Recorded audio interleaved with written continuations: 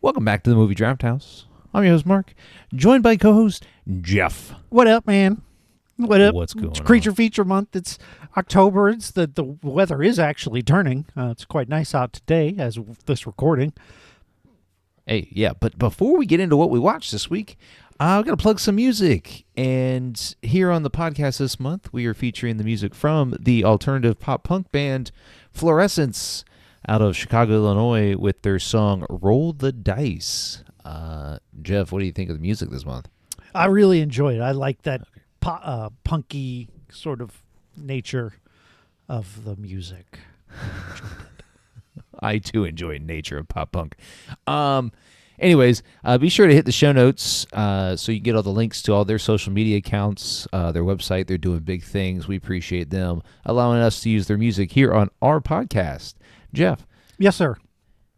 What did we watch this week? All right, Mark. Yeah, let's go. I have That's going to be a good one. ground rules Yeah. of Yeah, things I want in the month of October. Before we even dive in, did this hit the theme? Is it a feature with a creature? Yes. Does that make you feel good? Yeah, sure. I mean, I Now, hit the theme. Let's go. I think there's like an unspoken thing in the month of October that part of the theme is spookiness, and this isn't spooky. I mean, it's weird. It's weird, but it's not a horror movie. Is Midsommar a horror movie? I don't give a shit. Oh, that movie sucks. I don't even acknowledge it. I wouldn't call it one. I'd call it a dull, boring trip in the woods. That's my review of Midsommar. Okay, all right. What the fuck did we watch this week? We watched Lamb from 2021. It is a foreign film. I'm not sure where the base studio is, Iceland. but it's filmed in Iceland. Yeah. Directed by Vladimir Johansson, starring Naomi Rapace, Hilmir say that one. Gottosson, Bjorn Hyun Hardelson, Ingvar Sigurdsson, and that's about it. There's some other bit players, but that's your main cast of characters. Did you watch this before? No. Okay, good. Because if you had watched this before and then still picked it, No, I'd heard of it, and I heard it. So it's an A24 film. oh, right? there's the problem right off top. Now, I don't know if I said there are a couple A24 films I like, specifically The Lobster. I love The Lobster, but The Lamb is not another animal-based film that is like unto The Lobster, although they are both weird. Sure. And listen, most A24 films are Shit. Oscar or award-seeking films, right? I would call them indie art house a lot of times. Yes. Yeah, sure. A lot of them are crap, pretentious, bullshit. But I mean, The one of our Lobster favorite films from was it is this so year or last good. year? What movie? Everything Everywhere All at Once was an A24 film. I didn't say that was one of my favorite films. I might have, but then I think I recanted a couple episodes later. It's just I don't like the studio. No, publisher. They have a certain I guess type of film that they push out, and most of it is, like you said, indie art house types. Great cinematography, very grounded, or not, I shouldn't say grounded. Very very tight knit stories, right? Everywhere All at Once is kind of the off the That was like a shotgun blast into the wall. Right. But most A24 films deal with a very intimate story, whatever it's about. And I think you get that here. You get a small, intimate story. I mean, it's only got like 3 actors in the entire thing, of these two people dealing with grief. And how do they deal with grief? Well, they raise a little lamb baby. And So, lamb baby. All right. I've been kind of negative, so let me take a step back. all right. Some of this Had you worked never for heard me. of this movie before? I want to say I'd maybe seen an image of lamb baby, Ah, Image like of Lamb Baby. people raising a lamb baby. Yeah. And when we talk about lamb baby, we're meaning a baby that has the body of a baby. It's like 70% baby and then 30% lamb. I And think it's, that's a good calculation. Yeah, no, I think you probably nailed the percentages, right? Right on. It's fuzzy up top, baby on the Smooth. bottom. So I mean, we get a lot of. So the movie starts out. There's not a lot verbally to be said. It's a very scenic film. I mean, it takes place in the countryside of Iceland, which is a beautiful country. It is very beautiful. It is also very overcast pretty much all the time, kind of like Seattle. Yeah. So I do think but there's sprawling, like the cinematography here is really good. Sprawling, just sequences of just countryside and land, like sheep. Because the two people here, Naomi Rapace and her husband. I'm not going to try to pronounce his name, but I had to. They are sheep farmers, I think, and It would seem that way. it would seem that way. But you know, there's a lot, and like there's some top down shots of sheep being herded into different areas, and it's just I feel like it's the camera work was really good. That's one of the stronger aspects of this film, I think.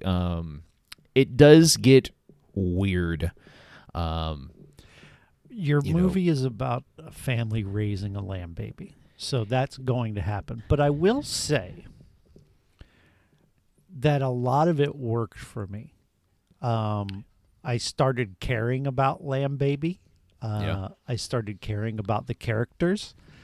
When the brother comes into the picture, I'm like, he better not. And then he starts to befriend, what's it, Nada, something like that. He befriends lamb baby, Ada. Yeah. That's it. Yeah.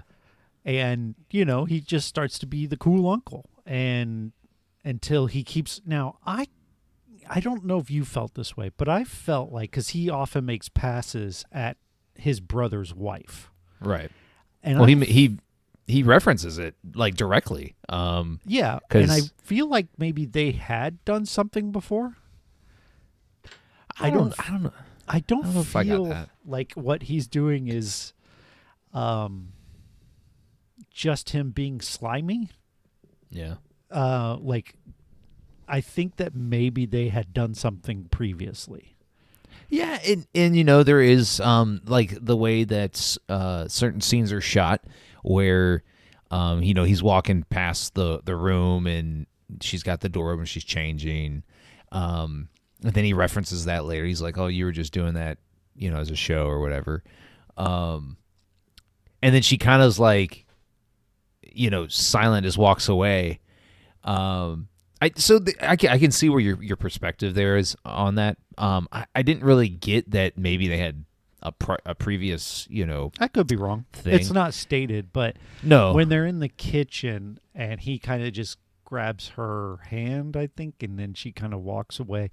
It just felt like she took it in such stride that it almost felt like this is old hat. But then again, maybe he's been pushing himself on her for a while. Right. Yeah, and there's certainly that. I don't know if I'd call it villainous, but just something's off. You immediately get that with him when he shows up and he starts he takes a very sensical approach to it. He's like, "What the fuck are y'all doing? So y'all are raising a lamb baby." Let's set each other in each other's shoes. So Okay. you are a dog owner. I am a cat owner. Yeah. And if you came to my house and half cat baby was walking around, what's the first thing you're going to think? Yeah, what the fuck? Where I do mean, that's you my first. where are you going to assume cat baby came from? What's I the don't. first thought? I'm gonna assume that you like you have some. I don't know. I don't know. Yeah, That's I'll that's tell you. that's an If interesting I go question. to Mark's house and Yeah. dog baby is walking around, I'm going to Yeah. be like, Mark, did you lie with your dogs and had a Oh. dog baby? Yeah. I don't. Yeah. But me Because being a that's what happened scientist, I watching know this that's not. movie. Well, I know that's not possible. Well, okay, sure, but then you're confronted with the reality of of That there is a dog baby. right. Yeah. Okay. I get it. I see where that I'm thought just saying is. that's where I thought, right?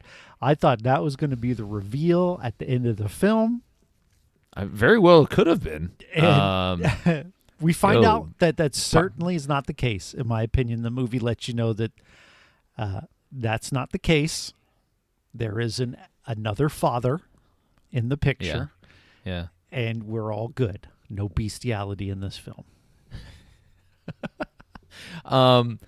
Yeah, it's just when brother, he's probably he's questioning everything, and he's taking, and you get this feeling that he's going to do, and in the movie takes you right up to the point of you're thinking he's going to kill this thing is because it's a monstrosity and it exist or whatever. Shouldn't exist, right? But then he sees that it's a big. So that's the part that I would say worked for me. I bought the child, the innocence of the character, right? And there were things that I really liked, like when she saw another lamb and then was looking laying on her dad's chest and then looking at the picture of lambs, and then just kind of the existential crisis that that character has, all without speaking really any words, I Right. think worked for me. I was like, okay, that's interesting, because here she is being raised as a human and she's not, and then having to deal with that is kind of interesting to me. They don't really explore it. It doesn't ever go anywhere. No. The parents, not until the end of the film, are really ever confronted with their choices.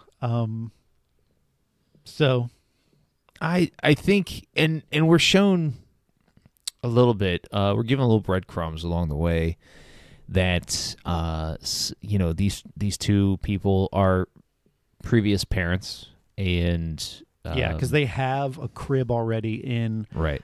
storage, and so they have baby things, and then you find out that their firstborn had passed away, and her name Also was named Ada. Ada. Oh, They say I don't know, but yes, same name, and so they named sheep baby the same thing. Right. And so that that was my first real thought of they have not gotten over the loss of their previous child, and they're funneling their grief into this lamb baby, and and they weren't going to let the brother kind of they weren't going to entertain anything he had to say, and there's certain things that happen along the way, like Naomi Rapace's character, she keeps having like nightmares or dreams, and they have to do a sheep, and then she wakes up one time and there's a sheep right out of her window, and then she takes the gun and goes and kills the sheep. That sheep is Ada's mom. You think? No, it is. It definitely okay. is. Because they even, there's the point where the brother Peter says, have you let Ada know that you killed her mom? Because the first day he arrived, he had seen that happening. And that's why what happens at the end happens at the end, right? Because that's what happens when you look away from the screen on a subtitle film. Yeah, you can't do that. Which we should say it is subtitled. But there's not a ton of dialogue. It is really quiet, and it's a slow-paced movie. But yeah, because that goat, that lamb, keeps following them, right, and wandering around, and she can tell that she's like, hey, that's my baby. Give Yeah. me my baby. And then she Well, that gets, makes sense then. right. She gets tired of it, and that's when she shoots it. Yeah, that makes sense. I get the rationale for that. But she keeps having these types of dreams, and it's almost like she knows like something bad is going to happen eventually, and she's just kind of waiting on it. So she kills the baby sheep's mom, and then she just keeps having. I would say, because it's not spoken in the film, but I would say it's like this dread of something bad's going to happen. I'm just waiting on it. Well, And it's so much of that for me is that it's an A24 film, right? At some point, this is going to get fucking weird, right? That's what weirder than it A24 already does. was.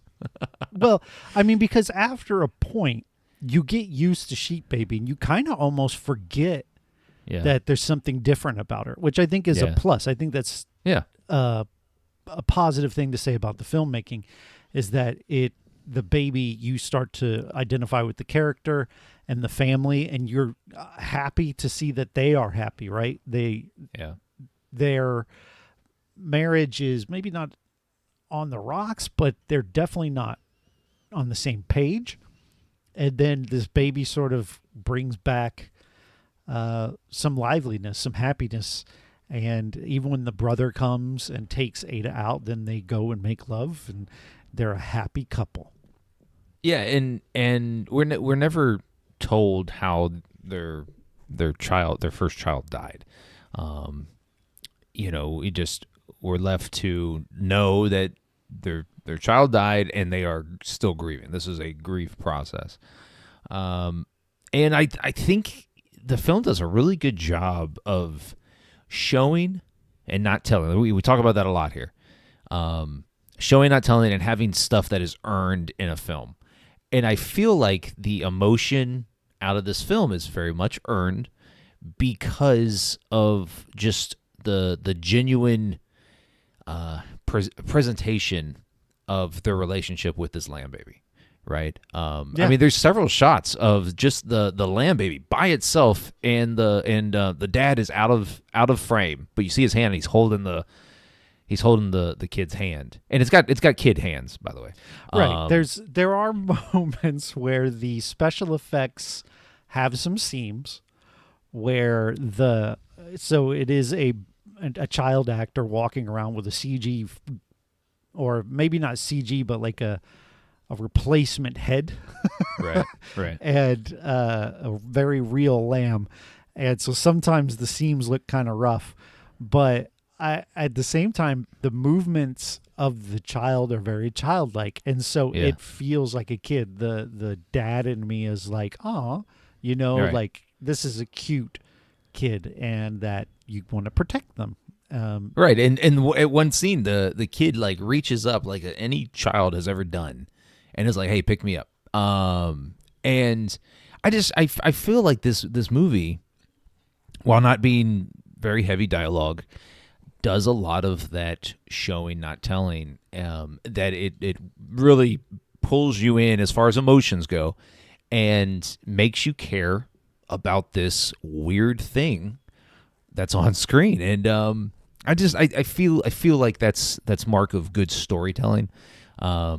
And for a movie that's only an hour and 45, you said it's slow. It is. It is not a fast-paced film, but there are just sequences along the way that you just get caught up, or at least I did.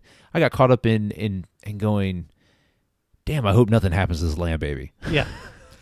And then the movie ends, right? Yeah. I knew something was going to happen, and I think that the brother was a red herring, right? This guy's going to Sure. be the one who introduces chaos into this story, and he doesn't, right? I mean, he introduces a bit of, him trying to sleep with his brother's wife and that sort of thing, but it never gets weird with him, right? Right. It's Right. He comes along, and he's very protective over Ada, and he loves her as a niece, and all that's good. So that confrontation is done. and then he's still trying to flirt with the wife, and she is awesome, right? I love the character that she is. She locks him in her room, and then the next day, get up, we're leaving, and Yeah. then gets him, takes him to the bus. He knows he's fucked up, and they kind of have a truce and part ways, and I think it's just really human and nice. She also doesn't tell her husband that, hey, your brother's been hitting on me. She just, you can tell when she gets back, if everything was going to go according to her plans, she'd probably be like, yeah, he had to go, he had something, and just try to maintain there being some love for his brother. But when she gets home, things are very different. Yeah, and so I too thought that sequence was really well done, and it's like you said, it's a very very human element to this film in a film about a not half human thing. But she gets home and she discovers that her husband's been shot. So their dog had gone missing, right? And you're like, where's the dog? And we get to see, as the audience, the dog dead. Right. But the characters don't know. So something has killed this dog, and we don't know what. Now, in the movie, I'd assumed it was the brother. I was like, oh, he's finally snapped, right? Something's happened. But nope. I did not see coming what was coming. And it's a pretty jarring reveal. yeah. It's because this it's a ram. Yeah, but it's mostly ram man. Yeah, and he's got we brought out the dong counter. We Yep. gave it a tick on the dong counter, so that's a plus. And it comes out, horns up, and somehow I got a hold of a rifle. I don't remember if Dad had brought it in the woods or what, but I don't remember Dad bringing it in the woods. yeah, maybe it had stolen it at some point, broken into the house, whatever. Yeah. And shoots Dad in the neck, and then I think one more time in the gut. Yeah. And takes its baby back. Baby back. Ooh, Chili's. baby back ribs. Oh, And I was like, what? What? But we also see before, I guess, he takes his baby back. Chili's. We see Lamb Baby kind of sleeping or resting. That's so heartbreaking, right? Yeah. Yeah. And it just shows you that these people were just, they were replacing a hole in themselves with this child, and that child had developed a relationship, a bond with these people, and it was very childlike, and actually very companion like. I didn't necessarily think of a child when I was watching that scene. I thought of like your dog you've had for 10 years, and just resting its head on your chest as you lay dying. Wow. What a great film you picked for us in the month of spooky. Great. So Ram Man takes Lamb Baby off, and that's the last we see of him. And then So I'm Naomi- thinking, okay, now she's on revenge, right? That she's going to go find Ram Man in the woods or up in the mountains and get her baby back. But we don't get that. She just screams at the mountain, and then the credits roll. And I'm like, what? huh? Yeah, right. But I also think that she knew in that moment that the time had, like she had made that bed. And I think she knew. I don't know if she knew that Ram Man was out there, but she knew something was out there, right? Yeah, and in a lot of ways, it's a parallel. So she is now in the position that Ram Man was in. So Ram Man had his lover killed Right. and child taken. And now at the end of the film, her lover's been killed and child's been taken, and Yeah. so it's a flipping of the situation there. And I think it is also because she lets out this this guttural yell, upon discovery of her dead husband, and she sits there, and then she kind of composes herself, and she lets out this like exhale of breath, and almost a sigh of relief. I don't know. But and then the No, movie ends. she was mad. Yeah. Well, I mean, but like throughout the movie, she's getting these premonitions of some crazy shit's gonna happen, and it might be the death of her. It might be, I just think, to me, it's because endings like that are very left up to the interpretation, left up to the imagination. How did you feel at the end of this, and how did this make you feel as the audience? And I think those are good movies when it's done well, or good endings when it's done well. But to me, it felt like she just went through the gamut of emotions in like the minute that she was sitting there in movie time, and then knew she had to turn the page. I think that was the grief aspect. She knew that, yeah, her grief for her original child led to the death of her husband, and she needs to move past it. I don't know. Yeah. Well, I did not think I would enjoy this, and I think I largely did. I think I land on the positive side. The ending kind of threw me. It hit me in the face, and I'm like, wait a minute, what? And I guess it makes sense, but I also was like, all right. But I didn't hate this. I kind of liked it. Yeah. Do you recommend it? That might be a bridge too far. No, I don't. That's too bad. Yeah, yeah. But most people might like it more than me because it's not my type of movie, and the fact that I still kind of got something out of it says something. No, I think whatever the director here was intending to get, whatever reaction he was intending to get out of the audience, I think he probably got that out of me, and how it made me feel about the characters here. It's because, right? Why do you make a movie if you don't want the audience to care about anything that's going on? But I do. The reveal of Ram Man was very like, oh shit, what the fuck is that thing? It's because he's very ripped, but he's also very menacing looking. He's evil looking. Just like if you think of like a ram face with these, twisty horns, and then you think of this ripped dude and put like Ram and dude together. It was very like, just like, oh shit, what the fuck is that? Oh, he's gonna take this baby. Okay, cool. I don't know.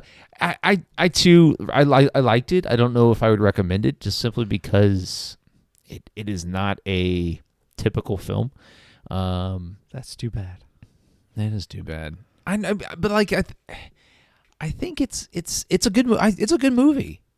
It's just not something that I think would make my recommendation list here. Who do you know? Anyone you would recommend it? Like, hey, dude, you'd like this movie? Because I can't think of anyone.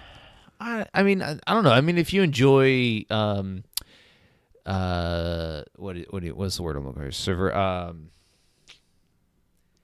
Subversive films, maybe subversive messages in films, or films that fit a particular subgenre like grief, or how people deal with grief, but then make it weird. I don't know. They make it weird. But I don't know. I would recommend this to like your movie aficionados, maybe, right? They've probably already seen it. Right. Because it's A24 and they got the right. thing up their butt about A24. It's on the radar already. And I think that's something about this studio is that, the second that they put out things, your film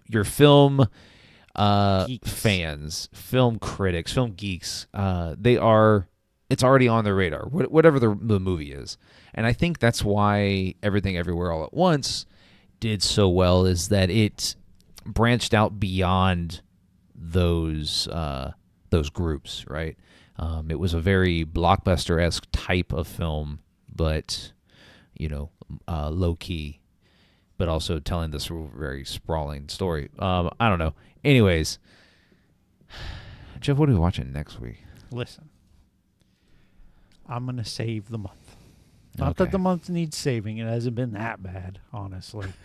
But I've got a mission for myself as well. But the official movie we're going to watch is Critters 2. And you might say, oh, when did you guys watch Critters 1?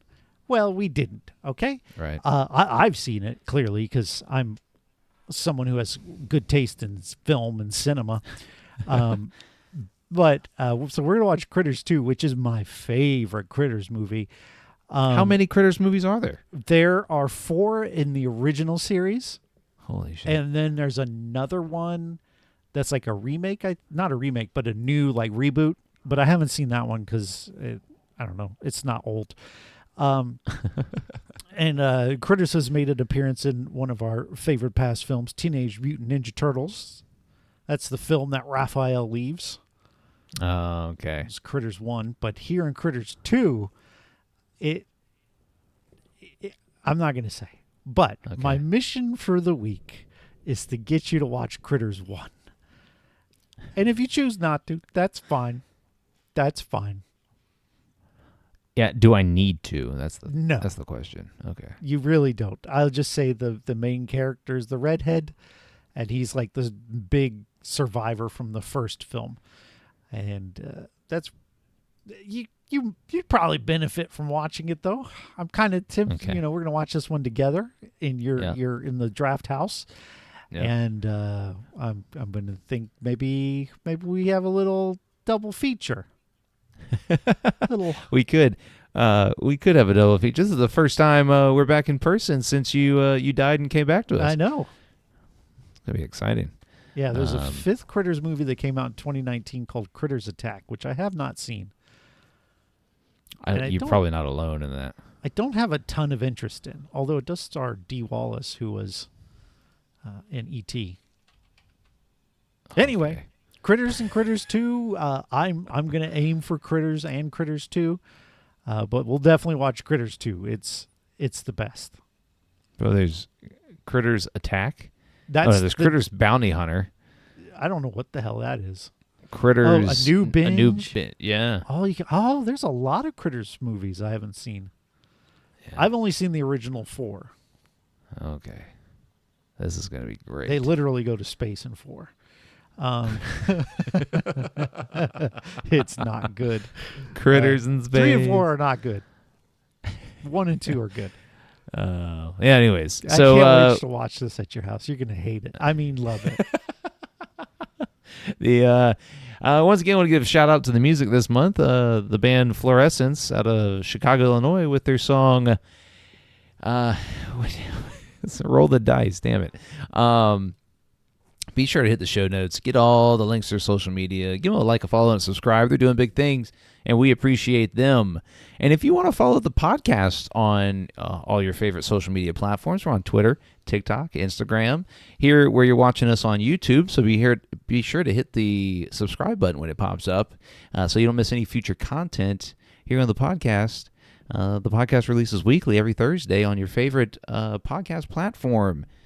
And if you want to follow Jeff on Twitter and tell him, bro, you probably devoted way too much of your life to the Critters films, you can find him at Podcast by Jeff. Yeah, and if you want to get in touch with Mark and say, hey, where's the spooky? What the fuck? You can do that on Twitter at I Heard You Liked.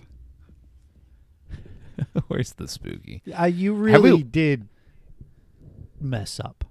And I know it's I did. unspoken. It's an unspoken theme thing. But when we agreed on Creature Feature, I really thought you would have gotten on board with. But instead, we watched Oscar Bait and this, which again, not bad films, but they're not October-y films. No You're one better is for like, have seen both of these films. nobody gets up Halloween Day and says, hey man, let's put on Shape of Water. And no one does that. Listen, I get up on Halloween and I put Hoobie Halloween on. All right. Yeah, and you know what? That'd have been fine because it's a Halloween film. It's my favorite Halloween film. I know. You mention it it's every like- year. One year you'll Yeah. pick it for Halloween. Yeah. Wolf. Well, one year we'll do just actual Halloween films. Like, I don't know what that means. Like, That's just movies about Halloween. So we'll right? watch Halloween 1, Hoobie Halloween, Great Pumpkin, And those Hocus next Pocus. Yeah, there. That month's already set. We're not doing that, though. We got to Yes, get please. through. So we've done vampires, psychological thrillers, creature features. So maybe we do, like, werewolves or some shit. I don't know. Some shit. All right. So, do you have any words of wisdom? I don't. I'll see you next week.